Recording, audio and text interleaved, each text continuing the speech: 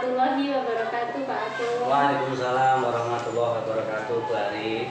Bagaimana kabarnya Bapak? Alhamdulillah baik-baik saja. Mohon maaf Bapak mengganggu waktunya. Saya selaku calon guru penggerak mendapatkan tugas untuk mewawancarai Bapak selaku kepala sekolah SDN Negeri 6 tentang pengambilan keputusan seorang pemimpin. Apakah Bapak bersedia? Oh ya, terima kasih. Silahkan, mumpung ada waktu, monggo. Ya, terima kasih Bapak. Selama ini, mohon maaf pengalaman Bapak, bagaimana Bapak menjalankan pengambilan keputusan sekolah Bapak, terutama kasus-kasus di mana ada dua kepentingan yang sama-sama benar atau sama-sama mengandung nilai kebajikan? Ya, Mbak, memang banyak sekali kasus yang terjadi selama ini, jadi kita harus bisa menyikapi hal tersebut. Apakah nanti kasus itu awalnya dari mana, asalnya dari mana, bentuknya seperti apa. Jangan sampai nanti kasus ini akan berdampak lagi pada yang lainnya. Jadi kita harus tahu betul bagaimana kasus itu bisa terjadi. Seperti itu ya, Pak. Kalau seperti itu, apabila sudah mengidentifikasi langkah-langkah apa saja nanti yang akan Bapak ambil dalam pengambilan keputusan setelah Bapak mengetahui kasus tersebut? Ya, yang jelas kalau kita tahu permasalahan dari awal, kita harus tahu juga ini siapa saja yang terlibat. Apakah itu hanya pribadinya, berhubungan dengan rekan sejawat atau rekan yang lain baik di lingkungannya, atau bahkan dengan siswa. Jadi kita harus mengidentifikasi tersebut bagaimana ini dampaknya nanti kita dalam menjalankan hal itu. Ya. Jadi melihat siapa saja siapa saja. Fakta-fakta apa saja yang terjadi di lapangan itu harus di. Kenyataannya seperti apa? Ini ada kasus beneran atau enggak? Nah, gitu. Iya, Mbak. Baik. Setelah itu, hal-hal apa saja yang selama ini Bapak anggap efektif dalam pengambilan keputusan ada kasus dilema etika? Yang jelas jika menyangkut etika, ini masalah kepribadian. Jadi saya yang paling utama adalah mengedepankan komunikasi. Komunikasi itu baik kepada yang bersangkutan atau kepada rekan yang lain.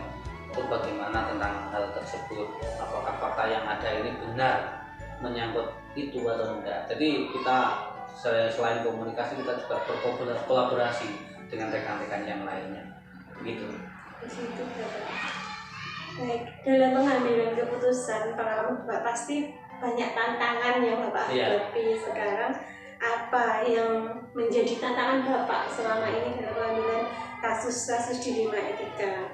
Yang jelas kita itu berhadapan dengan banyak orang. Tentu saja kita tidak mempunyai sifat yang sama. Artinya kadang apa yang kita rencanakan itu tidak sesuai dengan harapan. Jadi kita harus bisa membuat situasi itu lebih baik. Jangan sampai setelah kita putuskan sesuatu malah kan berdampak pada orang lain. Jadi kita harus bisa menyelami seseorang itu.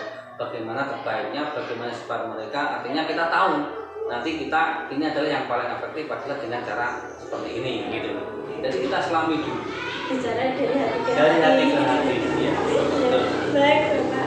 Nah, dalam menyelesaikan masalah, apakah Bapak ada jadwal-jadwal tertentu atau Bapak secara langsung mengambil keputusan tersebut, Bapak?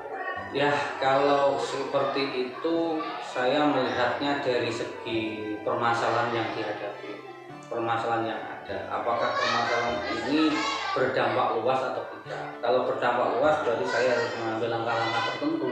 Saya konsultasikan dulu, kita cari cara-cara tertentu, langkah-langkah yang terbaik. Tetapi kalau memang masalah itu hanya sebatas masalah pribadi, ya setiap saat bisa kita lakukan, langsung kita wawancarai, kita tanya, kita konsultasikan, kita bicara dari hati ke hati seperti apa, bagaimana gitu. Jadi ya tergantung situasi, tergantung melihat permasalahan yang ada dulu. Kalau nggak bisa diselesaikan langsung ya kita selesaikan langsung. Kalau butuh proses ya kita atur jadwal berikutnya. Baik Bapak. Nah, sekarang adakah seseorang atau faktor apa yang selama ini mempermudah atau membantu Bapak dalam mengambil keputusan? Yang jelas saya itu tidak otoriter. Artinya apa? Belum tentu apa yang saya ambil itu berdampak baik pada orang lain, bisa diterima orang. Jadi saya harus konsultasi dulu. konsultasi dulu dengan rekan-rekan, apakah dengan permasalahan seperti ini, kalau diselesaikan seperti ini udah betul apa enggak, nanti akan dampaknya seperti apa enggak. Kalau memang sampai hari ini kita berkolaborasi dengan teman-teman, berkomunikasi dengan teman-teman yang lain, masih ada jalan buntu ya, karena ini adalah etika dilema sebagai seorang pegawai atau yang lainnya, ya kita lagi mungkin kepada Pak Pengawas, kepada rekan kepala sekolah yang lain, yang jelas yang lebih senior dari kita. Tentu ini hal yang terbaik, karena dari tadi Pak, belum tentu yang membuat menurut kita itu baik, orang lain juga menerima dengan baik. Jadi kita harus banyak saling komunikasi ya. Baik Bapak, dari semua yang disampaikan, pelajaran apa yang dapat Bapak petik dari penjelasan yang dalam pengambilan keputusan tadi? Ya, yang jelas setiap permasalahan itu harus kita yakini, setiap permasalahan pasti ada jalan keluarnya. Tetapi bagaimana kita itu menyelesaikan permasalahan tanpa menyebabkan permasalahan baru dan tanpa menimbulkan rasa kecemburuan atau sakit hati pada orang lain. Artinya apa? Kita itu benar-benar menyelesaikan sebuah masalah dan akhirnya menjadi yang lebih baik dari yang lain. Seperti motonya Penggadean ya Pak, menyelesaikan masalah tanpa masalah. Iya, yang jelas harus seperti itu. Nanti daripada kita sudah menyelesaikan seperti ini, ternyata masih ada ganjalan lagi. Nanti malah nggak enak. Terima kasih Bapak atas waktunya, atas pengalamannya. Semoga bisa menjadi bekal saya. Mohon maaf sudah mengganggu waktu panjenengan. Mungkin itu Bapak yang dapat saya sampaikan. Kurang lebihnya mohon maaf. Assalamualaikum warahmatullahi wabarakatuh. Ya, sama-sama. Waalaikumsalam warahmatullahi wabarakatuh.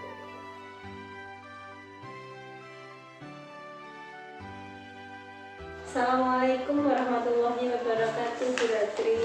Waalaikumsalam warahmatullahi wabarakatuh, Bu Ari. Gimana kabarnya, Bu Ari? Alhamdulillah baik Ibu. Mohon maaf Ibu mengganggu waktunya sebentar.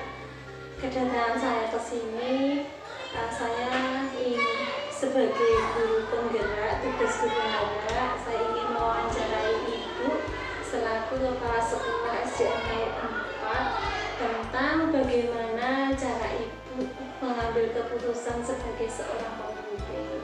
Apakah diizinkan Ibu? Sangat-sangat diizinkan, Bu Ari. Monggo. Apabila nanti bisa saya jawab, akan langsung saya jawab semampu saya. Terima kasih Ibu. Langsung saja ya. Pertanyaan yang pertama, mohon maaf sebelumnya, pengalaman Ibu selama ini, bagaimana Ibu dapat mengidentifikasi kasus-kasus yang merupakan dilema etika atau rujukan moral Ibu? Untuk identifikasi kasus-kasus rujukan moral, otomatis kita melihat kasusnya dulu ya, seperti apa, ditelusuri apakah itu masuk dalam kasus dilema etika, benar melawan benar, atau masuk dalam rujukan moral, benar atau salah. Gitu Pak. Gitu nih Ibu. Untuk pertanyaan selanjutnya, bagaimana Ibu menjalankan pengambilan keputusan di sekolah Ibu, terutama kasus-kasus di mana dua kepentingan itu yang sama-sama benar atau sama-sama mengambil nilai kebajikan? Dalam mengambil langkah untuk menyelesaikan kasus itu, otomatis identifikasi masalahnya dulu, seperti apa, siapa yang terlibat, fakta-faktanya seperti apa, karena kita tidak bisa melihat hanya satu pihak saja, tapi semua masalah dari pihak yang lain juga kita lihat. Kemudian baru mengambil solusi apa yang kita buat untuk pengambilan keputusan itu. Gitu. Itu Ibu. Jadi cara Ibu dalam menganalisa unsur benar salah tadi, mengidentifikasi dulu, melihat fakta-fakta yang ada, terus siapa saja yang terlibat, begitu baru mengambil suatu keputusan. Betul. Menurut Ibu, hal yang paling efektif yang dengan anggap paling efektif dalam pengambilan keputusan dalam kasus dilema etika itu apa Ibu? Hal yang paling efektif itu adalah yang pertama itu melakukan pendekatan kepada yang bersangkutan yang mempunyai kasus dengan cara mengkomunikasikan dengan baik, didasarkan dengan nilai-nilai kebijakan yang ada. Yang kedua adalah berkolaborasi kerjasama dengan pihak-pihak yang terkait, terutama di sekolah itu ada guru, penjaga, mungkin kalau murid ya yang terlibat itu komunikasi secara baik dan kolaborasi yang penting. Baik Ibu, dalam mengambil keputusan tentunya banyak tantangannya, apalagi kasus-kasus dilema etika. Menurut Ibu, apa tantangan yang Ibu hadapi dalam mengambil keputusan dilema etika di situ Ibu? Betul Mbak Ari, tantangan itu memang selalu ada karena perkembangan kasus itu juga berbeda-beda. Ya, kita menyadari bahwa karakter seseorang atau orang kan berbeda-beda. Makanya biar tidak terjadi miss dan merasa pihak yang dirugikan, kita harus menyadarkan dulu ya, kesadaran diri dari orang yang terlibat dalam kasus itu perlu diutamakan biar nanti tidak terjadi merasa dirugikan dari keputusan yang diambil nanti.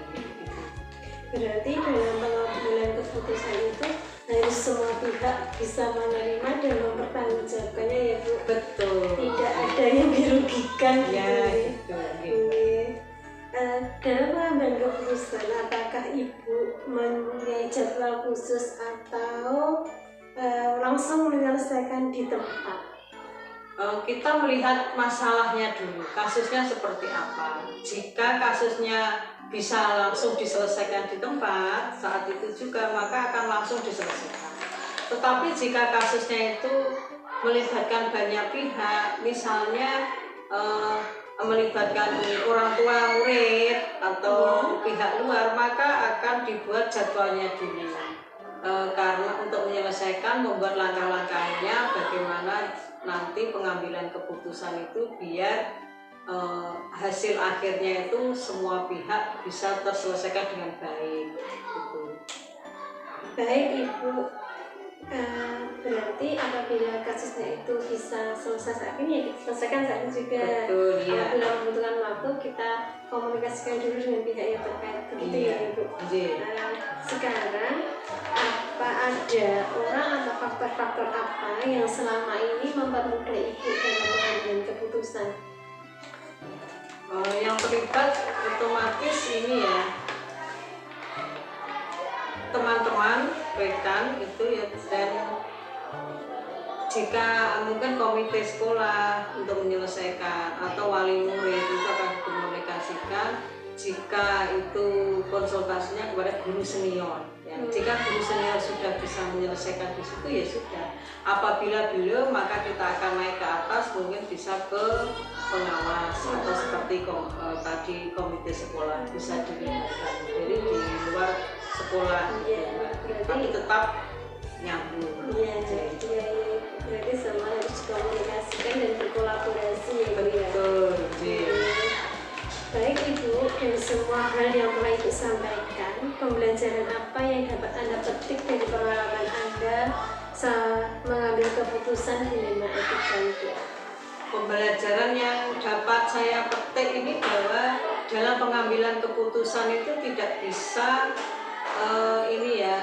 ego komite yang mengambil keputusan, tapi harus dimusyawarahkan dengan guru-guru dan pihak yang lain. Kemudian dikomunikasikan secara baik, itu yang paling penting. Mungkin bisa dengan pendekatan, itu juga untuk penyelesaian sebuah keputusan. Baik Ibu, terima kasih sudah panjang lebar Ibu menyampaikan bagaimana Ibu mengambil keputusan. Semoga ini menjadi bekal saya nanti Ibu setelah mengikuti calon guru penggerak ini. Terima kasih sekali atas waktunya. Mohon maaf telah mengganggu. Mungkin itu yang dapat saya sampaikan Ibu. Sama-sama Bu Ari, mudah-mudahan ini juga jadi berbagi pengalaman dan bisa bermanfaat buat semua pihak. Mohon maaf jika jawabannya tidak Ibu. Terima kasih Ibu. Assalamualaikum warahmatullahi warahmatullahi wabarakatuh. Waalaikumsalam warahmatullahi wabarakatuh. Analisis hasil wawancara yang pertama, dari kedua kepala sekolah sudah mengambil keputusan menggunakan 3 prinsip penyelesaian dilema etika, yaitu berpikir berbasis hasil akhir, berpikir berbasis peraturan, dan berpikir berbasis rasa peduli. Yang kedua, kedua kepala sekolah sudah mengidentifikasi masalah tersebut, termasuk dilema etika, benar versus benar atau rujukan moral, benar versus salah. Yang ketiga, kedua kepala sekolah sudah menguji paradigma dilema etika sebelum mengambil keputusan. Adapun paradigma dilema etika yaitu individu lawan kelompok, rasa keadilan lawan rasa kasihan, kebenaran lawan kesetiaan, dan jangka pendek lawan jangka panjang. Yang keempat, dalam mengambil keputusan belum melaksanakan 9 langkah pengambilan keputusan. Biasanya belum melakukan pengujian benar atau salah.